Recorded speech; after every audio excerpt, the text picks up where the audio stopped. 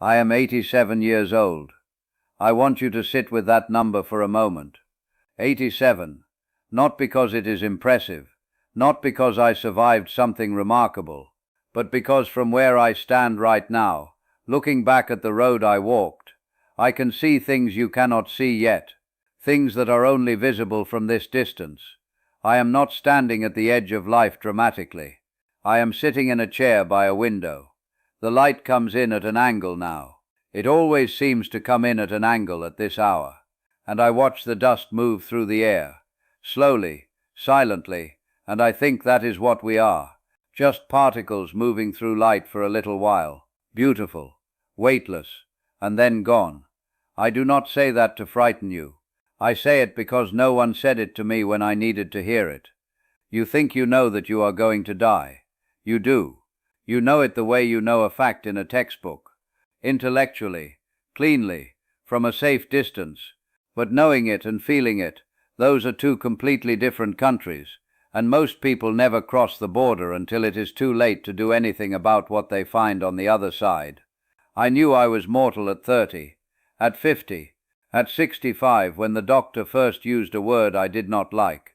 But I did not feel it until I was sitting in a hospital room watching a nurse adjust a tube in my arm and realizing that the version of me who had plans, ambitions, lists, that version was not coming back. He was already gone.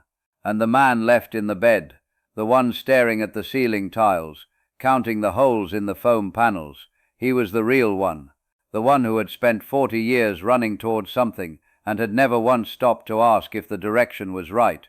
The great lie is not that life is short. Everyone tells you life is short. They put it on coffee mugs. They print it on motivational posters. They say it at funerals, and then go back to doing exactly what they were doing before. The great lie is that there is time to do it later. Later. That word, I lived inside that word for decades. I made a home in it. I hung curtains and built furniture, and settled in like I owned the place. I will call her later. I will take that trip later.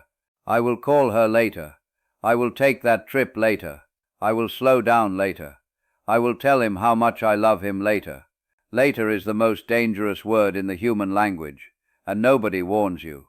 They warn you about anger and pride and jealousy. Nobody sits you down when you are 34 and successful and happy and tells you that later is where lives go to die. Her name was Margaret.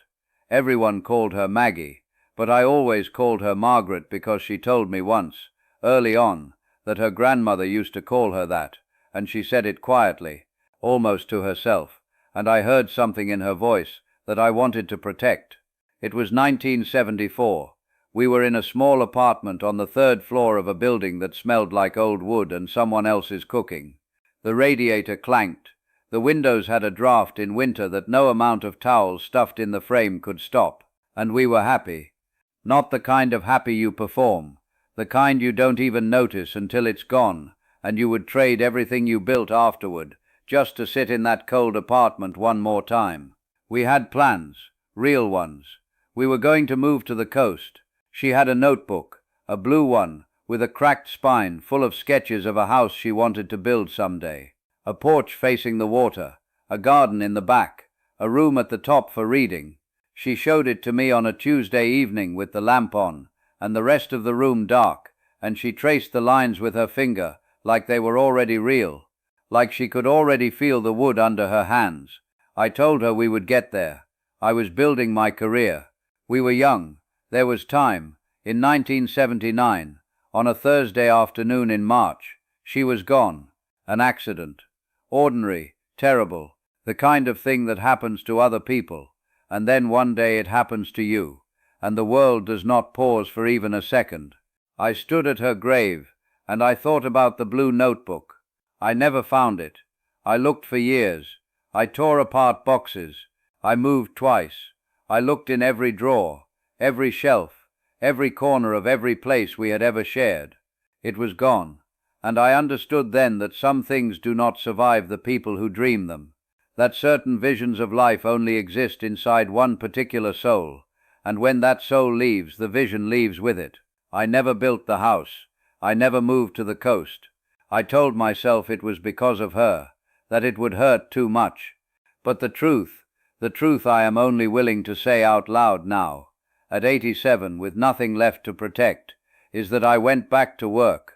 I buried myself in meetings and promotions, and the noise of being useful and important, and I let that noise fill the space she left behind.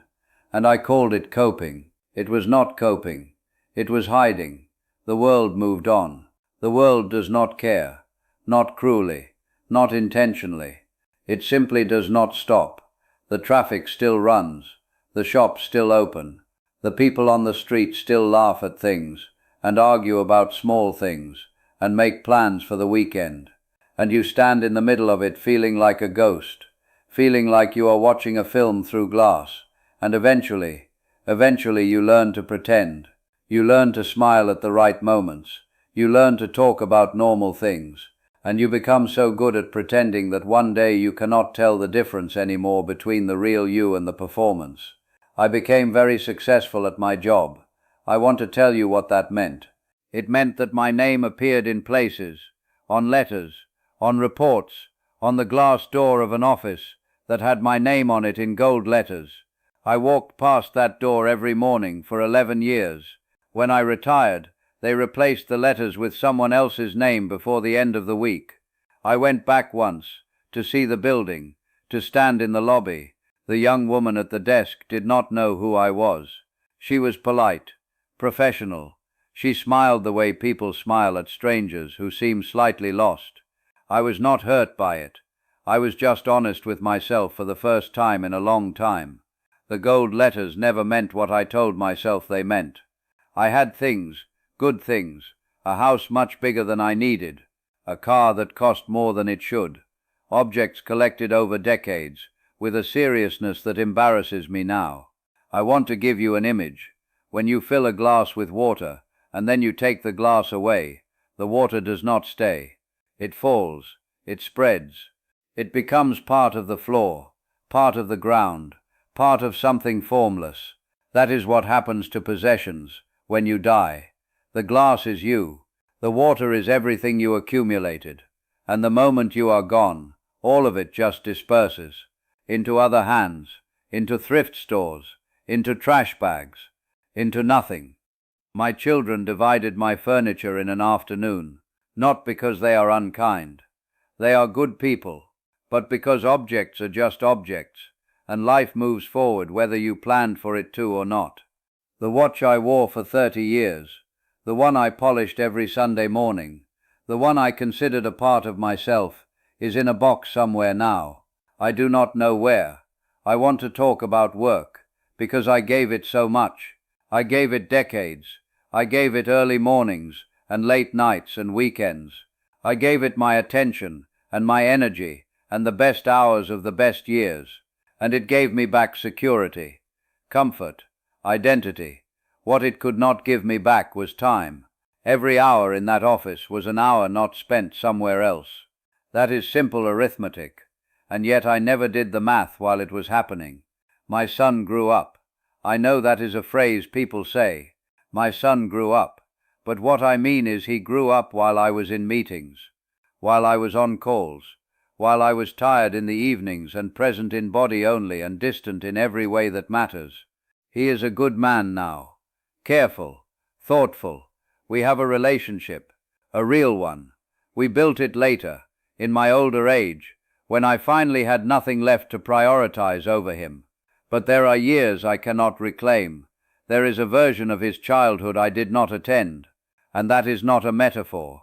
That is not a lesson. That is just the true and permanent cost of what I chose day by day for years. I want to tell you what I actually remember, not the achievements.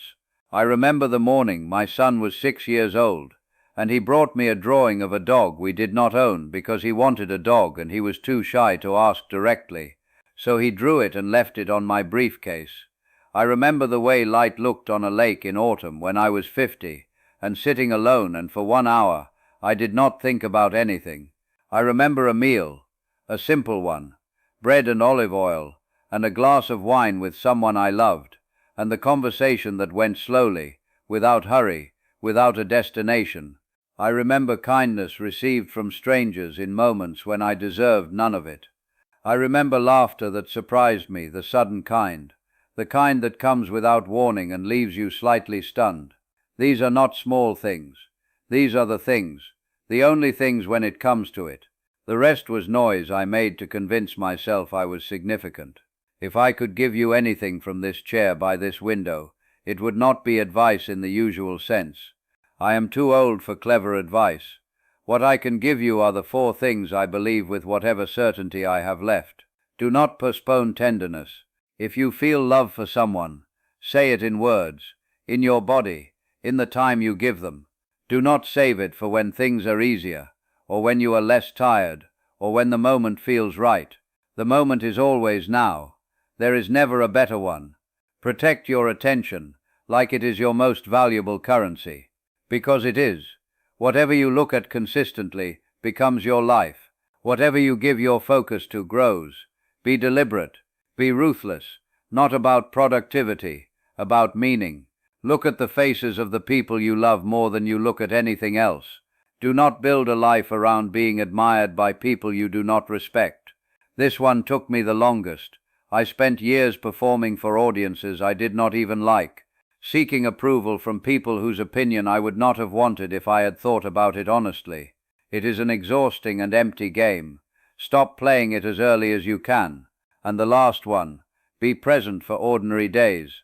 Not the celebrations, not the milestones, the ordinary Tuesday, the quiet Sunday, the unremarkable morning that asks nothing of you and offers nothing dramatic in return.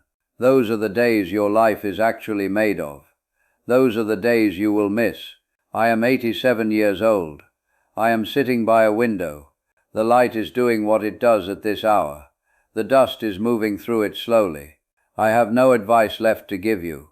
I have no system, no program, no framework. I have only what I have lived. And what I have lived tells me this. You have more time than I do. Not endless time.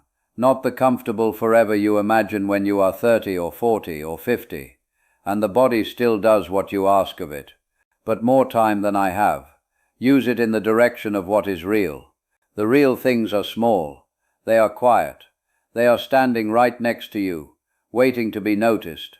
I hope you notice them. I genuinely do.